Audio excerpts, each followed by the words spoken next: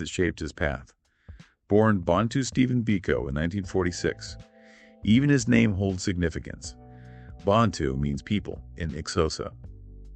And this concept of interconnectedness of Ubuntu, a person as a person, through others resonated throughout Biko's life. He grew up in Ginsburg Township, where the daily realities of racial segregation fueled his later activism. Imagine facing constant reminders of your supposed inferiority, limited access to basic necessities like water and toilets, all because of the color of your skin. These injustices sparked a fire in Biko, a determination to challenge the system that perpetuated such inequality. Biko was incredibly bright, even skipping a grade in primary school. But a pivotal moment came during his high school years at Lovedale. He was expelled, accused of associating with Boko, an outlawed group. No real evidence was ever presented, but the experience cemented a deep aversion to authority in Biko. He even said, "I hated authority like hell." This early clash with an unjust system would profoundly shape his future activism. At St. Francis College, a more liberal environment, Biko's political consciousness truly blossomed. He was drawn to revolutionary leaders like Ahmed Ben Bella of Algeria and Jaramogi Oginga Odinga of Kenya, both fighting against colonial rule. While his family leaned towards the Pan-Africanist Congress with its African racialist ideas, meaning they believed in a racially defined African state, Biko felt differently. He believed in unity across racial lines in the fight against the oppressive South African government. In 1966, Biko enrolled at the University of Natal Medical School. It was a time of global student activism, and Biko dove right in. He was elected to the Students' Representative Council affiliated with the National Union of South African Students. NUSAS aimed for multiracial inclusivity. But Biko and other Black African members grew frustrated with the dominance of white liberals in the organization. A defining moment came during a 1967 NUSAS conference. Dormitories were arranged for white and Indian delegates, but Black Africans were expected to sleep in a local church. This blatant discrimination led to a walkout led by Biko as a wake-up call. He later said, "I realized I had been holding on to this whole dogma of non-racism almost like a religion. This experience shattered his faith in existing multiracial activism." Biko realized that white liberals, despite good intentions, couldn't truly understand the lived experience of Black South Africans. He saw their approach as paternalistic, failing to address the deep psychological damage inflicted by apartheid. This marked a turning point. Biko was ready to create a movement that would redefine Black resistance in South Africa. The year was 1968, and change was brewing. At a student conference in Stutterheim, Black African attendees frustrated with NUSAS decided to form their own group. This led to the birth of the South African Students Organization, SASO, officially launched in 1969. Imagine the energy, a space for Black students to connect, debate, and engage in cultural activities, all with the underlying goal of dismantling the apartheid state. Biko, instrumental in SASO's formation, initially chose a low profile. He wanted to empower the next generation of leaders, preventing a personality cult from forming around him. But the respect he commanded was undeniable. He was elected SASO's first president. It was during this time, drawing inspiration from thinkers like Frantz Fanon and the U.S. Black Power movement, that Biko and his peers developed the potent ideology of Black consciousness. This wasn't just a political movement, it was a way of life. It aimed to empower Black South Africans psychologically and culturally. To Biko, true liberation started with the mind. His famous quote, "The most potent weapon in the hands of the oppressor is the mind of the oppressed," perfectly captures this idea. Black consciousness aimed to instill pride and dignity, encouraging Black South Africans to see themselves as worthy of freedom and responsibility. It's important to note that Biko's definition of Black went beyond just Bantu-speaking Africans. He included Indians and coloreds, recognizing their shared experience of oppression under apartheid. The term non-white felt inadequate, defining their identity solely in opposition to whiteness. Biko championed the slogan, "Black is beautiful," a powerful affirmation of self-worth in a society that constantly told them they were inferior. Biko's ideas gained traction, spreading beyond SASO into wider academic circles. In 1971, he presented a groundbreaking paper titled "White Racism and Black Consciousness" at the University of Cape Town, a bold challenge to the status quo. He also began writing for the SASO newsletter under the pseudonym Frank Talk, offering thought-provoking critiques and visions for the future. Biko tirelessly traveled, recruiting new members and deepening the movement's ideological roots. However, his vision wasn't universally embraced. Some criticized SASO's inclusive approach, questioning the inclusion of Indian and colored students. Others took issue with the Biko's stance against the multiracial activism championed by NUSAS. He saw NUSAS as trying to appease the white electorate, which felt inherently illegitimate in a system built on racial disenfranchisement. Their protests, focused on specific policies, seemed ineffective in dismantling the apartheid state itself. Instead, SASO, under Biko's guidance, adopted a different strategy, building community projects and fostering self-reliance. They saw this as a potent tool for empowerment, shifting the focus inward, nurturing pride, and demonstrating concrete action. Now, SASO wasn't opposed to public protests. When their member, Abram Ancapositiro, was expelled from the University of the North for a speech criticizing the administration, they were outraged. This led to SASO's Alice Declaration, calling for a student boycott of lectures. This event signaled to the government that SASO and Biko, by extension, were a force to be reckoned with. Meanwhile, Biko's personal life was evolving. He married Nansikalelo Nasiki Mashalaba, a nurse, in 1970, and welcomed his first son, Nkosi Nathi, in 1971. His dedication to activism took a toll on his studies, leading to him repeating his third year of medical school. In 1972, the University of Natal barred him from continuing his studies due to poor academic performance. This setback, however, did little to deter Biko's unwavering spirit. The Black consciousness movement continued to grow, and 1971 marked another significant development. At the development of the African Community Conference in Edendale, a resolution was passed to form the Black People's Convention, BPC. Think of it as an organization designed to take Black consciousness beyond the student sphere and into the wider South African populace. While support of Biko had reservations about the lack of consultation with colored and Indian communities. Nevertheless, the BPC, with Ayatollah as its first president, officially launched in 1972 and quickly gained members, reflecting a widespread thirst for change. Alongside the BPC, the Black consciousness movement was actively establishing Black community programs, BCPs, focused on healthcare, education, and economic self-reliance. Biko was deeply involved, driven by the belief that community development was key to instilling pride and dignity.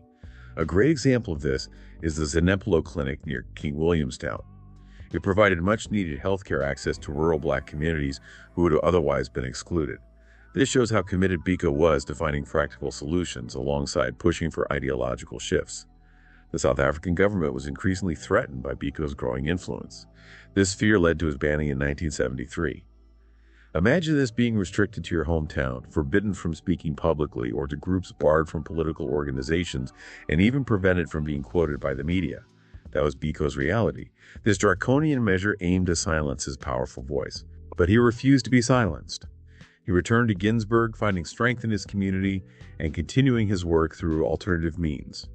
Despite the restrictions, Biko tirelessly advocated for unity among South Africa's Black liberationist groups, including the Black Consciousness Movement, the Pan-Africanist Congress, and even the African National Congress. He understood that a fragmented resistance would be easily crushed by the apartheid state. His efforts to bridge these divides despite ideological differences showed his maturity as a leader, prioritizing the collective good over partisan loyalties. Biko's dedication to Black consciousness wasn't confined to political activism. It permeated his personal life. He rejected luxury, seeing it as incompatible with the realities faced by most Black South Africans. He favored simplicity, owning few clothes and shunning ostentatious displays. Biko found joy in music, especially gumba music, a lively genre popular in the townships. He also loved parties, often with a fair amount of alcohol, as documented by his biographer Linda Wilson. While not conventionally religious, Biko maintained a belief in God and found meaning in the Gospels. However, he was often critical of organized religion, seeing it as failing to adequately address the plight of Black South Africans under apartheid. This critical stance towards institutions, even those with spiritual significance, underscores Biko's independent thinking and willingness to challenge established norms. The South African government, desperately trying to demonize Biko, painted him as a figure consumed by hatred for white people. This couldn't be further from the truth. Biko fostered genuine friendships with several white individuals, including Donald Woods, the editor of the liberal Daily Dispatch newspaper. This relationship, born out of a shared commitment to justice, defied the rigid racial boundaries imposed by the apartheid system. Woods, initially wary of Biko's views, came to admire his intellect and dedication to a non-racial future for South Africa. Biko acknowledged that his early writings might have come across as harsh towards white liberals. However, his core message remained: Black liberation had to be driven by Black people themselves. This nuanced perspective is often overlooked, but crucial to understanding Biko's vision for a future South Africa. Driven by his dedication to the Black consciousness movement, Biko made a fateful decision in 1977. He broke his banning order, traveling to Cape Town to address growing dissent within the movement's Western Cape branch, and to meet with Neville Alexander, leader of the Unity Movement, a socialist group advocating for a non-racial South Africa. This act of defiance, fueled by his unwavering commitment, would have tragic consequences. On his return journey, Biko was apprehended at a police roadblock near Grahamstown, arrested for violating his banning order. His friend Peter Jones, who accompanied him, was also arrested and unjustly held without trial for over 500 days. Biko's arrest marked the beginning of a horrific ordeal that would shock the world and cement his place as a martyr in the struggle against apartheid. At the Wolmer police station in Port Elizabeth, Biko's ordeal began. He was stripped naked, shackled, and thrown into a cell. On September 6th, he was transferred to the security police headquarters in the Sanlam building. It was there that he endured 22 hours of relentless interrogation. Handcuffed, shackled, and chained to a grill, Biko was brutally beaten by security officers, sustaining severe injuries. These injuries, 3 brain lesions that resulted in a massive brain hemorrhage, would prove fatal. Biko's captors, rather than seeking medical help, forced him to stand shackled to a wall, worsening his already dire condition. A Dr. Ivor Lang, who examined Biko at the time, claimed there was no evidence of injury. However, this claim has been widely disputed by scholars who point to the clear severity of Biko's condition. The attempt to cover up the brutality inflicted upon him was already underway. Despite the gravity of his injuries, Biko was not immediately taken to a hospital. 2 other doctors, realizing he had a severe brain injury, recommended he be transferred to a prison hospital in Pretoria. However, instead of receiving proper care and transport, Biko was loaded naked and manacled into the back of a Land Rover, driven over 700 miles to the hospital. He died alone in a cell on September 12, 1977. His death, a chilling testament to the brutality of the apartheid regime, sent shockwaves across the globe. The world was forced to confront the horrific reality of South Africa's racist policies. Biko's funeral, attended by over 20,000 mourners, was a powerful display of grief and defiance. His coffin, adorned with the Black Power fist, the African continent, and the slogan, "One Azania, One Nation," symbolized the movement he inspired. The South African government, in a pathetic attempt to cover up their crime, initially claimed that Biko died from a hunger strike. This blatant lie was quickly debunked by his friends and family. They later shifted their narrative, claiming Biko had been planning acts of violence, a desperate attempt to tarnish his legacy and justify their heinous actions. However, their attempts to silence Biko only amplified his message.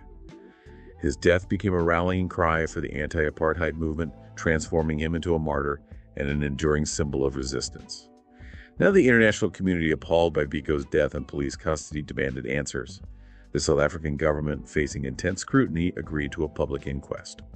But this inquest, held in November 1977, was a sham from the start. The security forces stuck to their fabricated story, claiming Biko had become aggressive during interrogation, leading to a scuffle where he sustained his fatal injuries. They even tried to claim he had banged his head against the wall. The magistrate unsurprisingly sided with the security forces, refusing to prosecute anyone involved. The inquest's verdict was met with widespread skepticism, especially from international observers and the U.S. government, then led by President Jimmy Carter. The truth was undeniable. Biko had been brutally murdered by the very people meant to uphold the law. Adding insult to injury, the South African government offered Biko's family a meager financial settlement in exchange for dropping any legal action. They also banned all Black consciousness organizations attempting to extinguish the very movement Biko had ignited. But you can't silence an idea whose time has come. Biko's spirit lived on. His death, far from crushing the movement, fueled its growth, turning him into an even more potent symbol of resistance against apartheid. Years later in the post-apartheid era, the newly established Truth and Reconciliation Commission sought to investigate Biko's death as part of their broader mission to uncover the atrocities of the past. However, Biko's family, deeply distrustful of the commission's ability to deliver true justice, petitioned against their involvement. They argued that the commission's power to grant amnesty would shield those responsible from facing real consequences, denying them the justice and redress they deserved. Their concerns, born from the deep wounds inflicted by the apartheid state, highlighted the complex challenges of reconciliation and accountability in the new South Africa. The Constitutional Court, however, ruled against the family's petition, allowing the commission to proceed with their investigation. 5 police officers implicated in Biko's death appeared before the commission, seeking amnesty in exchange for information about their involvement. Their testimonies, however, were riddled with inconsistencies, revealing their attempts to downplay their culpability and avoid true accountability. The commission, recognizing their lack of remorse and the malicious nature of the crime, refused to grant them amnesty. A small victory, perhaps, but justice was still elusive. Despite the commission's findings, the South African Justice Ministry, citing a lack of sufficient evidence and the expiration of the statute of limitations, announced in 2003 that the officers would not be prosecuted. Biko's killers, protected by the very system they served, escaped legal accountability for their crime. But Biko's legacy transcended the pursuit of legal retribution. His ideas, deeply rooted in Black consciousness, continue to resonate, shaping a generation of activists and inspiring movements for social justice across the world. To fully understand Biko's impact, we need to dive into the core tenets of Black consciousness, a philosophy he developed in collaboration with other Black students who were disillusioned with the limitations of white liberalism. Biko's ideas were deeply influenced by his readings of thinkers like Frantz Fanon, Malcolm X, Leopold Sédar Senghor, James Cone, and Paulo Freire. Fanon's writings exploring the psychological impact of colonialism and the need for decolonization were particularly impactful on Biko's thought. Biko, however, wasn't just echoing Fanon. He adapted and expanded upon these ideas, grounding them in the specific context of South Africa's struggle against apartheid. The U.S. Black Power movement, with its emphasis on self-determination and pride in Black identity, also played a significant role in shaping Black consciousness. Biko saw parallels between the struggles faced by Black Americans and Black South Africans, recognizing the shared experience of racial oppression and the need for Black people to control their own destinies. Black consciousness, as articulated by Biko, challenged the very foundations of apartheid's racial hierarchy. He rejected the government's simplistic division of the population into whites and non-whites.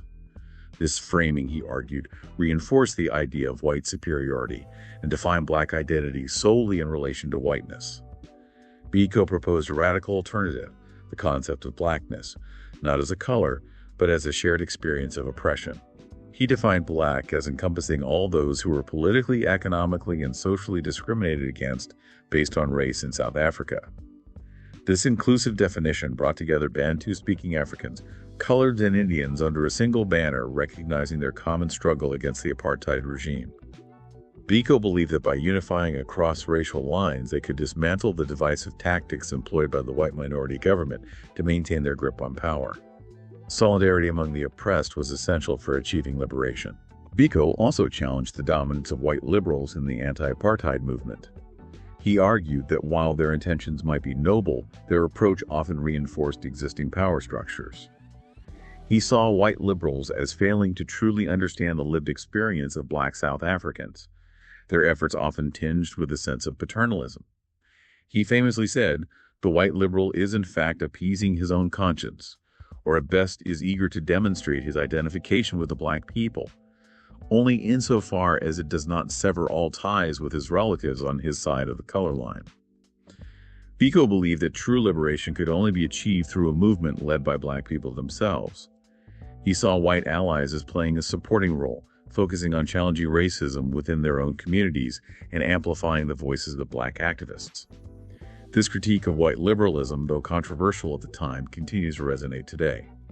It encourages us to examine how well-intentioned efforts to address injustice can inadvertently perpetuate existing power imbalances. At the very heart of Black consciousness was a profound belief in the power of psychological liberation. Biko understood that apartheid's most insidious weapon was the internalization of inferiority among Black South Africans. He sought to counter this by promoting Black pride, encouraging Black South Africans to embrace their culture, their history, and their inherent worth. This emphasis on psychological empowerment was reflected in the movement's slogan, "Black is Beautiful," a powerful affirmation of self-love and a rejection of the racist ideology that sought to dehumanize Black people. Biko believed that community development played a crucial role in achieving this psychological liberation. By working together to address the needs of their communities, Black South Africans could overcome feelings of powerlessness and cultivate a sense of agency and collective self-reliance. This challenged the idea that Black people were dependent on white charity, instead promoting self-sufficiency and grassroots empowerment. The Black Community Programs, or BCPs, were a prime example of this approach. They focused on providing essential services like health care and education. Biko was deeply involved in these initiatives, seeing them as vital to the broader struggle. He believed that community projects didn't just address material needs. They also fostered solidarity, promoted self-respect, and challenged the dehumanizing effects of apartheid. The Zanimpalu Clinic, which provided health care to rural Black communities with limited access to medical services, stands as a powerful testament to Biko's commitment to action. Even though his own medical studies were cut short, he played a key role in establishing and running the clinic, demonstrating his dedication to turning the principles of Black consciousness into tangible change. As Biko's influence grew, the South African government's attempts to silence him intensified. His banning in 1973 restricted his movements and public voice, but he continued his work through community organizing and writing, using his limited freedom to empower those around him. He also persisted in advocating for unity among the various Black liberationist groups, the Black Consciousness Movement, the Pan-Africanist Congress, and the African National Congress. He understood that a divided resistance would crumble under the weight of the apartheid state. His efforts to bridge these divides, despite their ideological differences, highlighted his maturity as a leader who prioritized the collective good over partisan allegiances. Biko's vision for a post-apartheid South Africa was firmly rooted in social justice and equality. He rejected the idea of a multiracial society, where racial categories would continue to dictate power dynamics. Instead, he envisioned a society where all South Africans, irrespective of race, would have equal rights and opportunities. To achieve this, he believed a fundamental restructuring of the country's economic system was necessary. Political freedom without economic justice, he argued, would leave Black South Africans trapped in a cycle of poverty and exploitation. While critical of capitalism's inherent inequalities, Biko also recognized the need for economic pragmatism. He advocated for a mixed economy that allowed for private enterprise while ensuring the state played a significant role in redistributing wealth and providing essential services to all citizens. This balanced approach reflected Biko's commitment to finding practical solutions to the challenges facing a future South Africa. Biko's personal life, like his political ideology, often challenged conventions. He rejected material possessions, choosing a life of simplicity and solidarity with the impoverished Black majority. His biographer Linda Wilson noted his fondness for parties and the occasional indulgence in alcohol, a reminder that even amidst the struggle he embraced life's simple joys. His relationship with religion was complex. While a believer in God and finding meaning in the Gospels, he was critical of organized religion's complicity with the apartheid regime. He saw many churches as upholding the status quo, failing to challenge the injustices faced by Black South Africans. This critical stance, stemming from his commitment to social justice, exposed the hypocrisy of those who preach love and compassion while remaining silent in the face of oppression. Biko's personal relationships also defied apartheid's rigid racial divisions. He maintained close friendships with many white individuals, directly contradicting the government's portrayal of him as a man driven by racial hatred. He believed that true liberation required dismantling the racist ideology that permeated all levels of South African society, even personal relationships. His friendships with people like Donald Woods demonstrated his unwavering faith in the possibility of human connection across racial lines. Biko's legacy is multifaceted, encompassing his intellectual contributions, political activism, and complex personal life. He's remembered as a visionary leader who challenged the very foundations of apartheid, inspiring a generation to embrace Black consciousness. His ideas on psychological liberation, community empowerment, and the dismantling of racist ideology continue to resonate today, providing invaluable insights for contemporary movements fighting for social justice and equality. Though tragically cut short, his life was a testament to the power of resistance, the importance of self-love, and the unwavering pursuit of a more just and equitable world. Steve Biko's story is a reminder that true change begins with a shift in consciousness. It's about recognizing our shared humanity, challenging oppressive systems, and empowering ourselves and our communities. His legacy lives on in the ongoing fight for equality and justice around the globe. I encourage you to delve deeper into Biko's writings and the movement he ignited. His words and actions continue to offer profound lessons for anyone striving to create a more just and equitable world.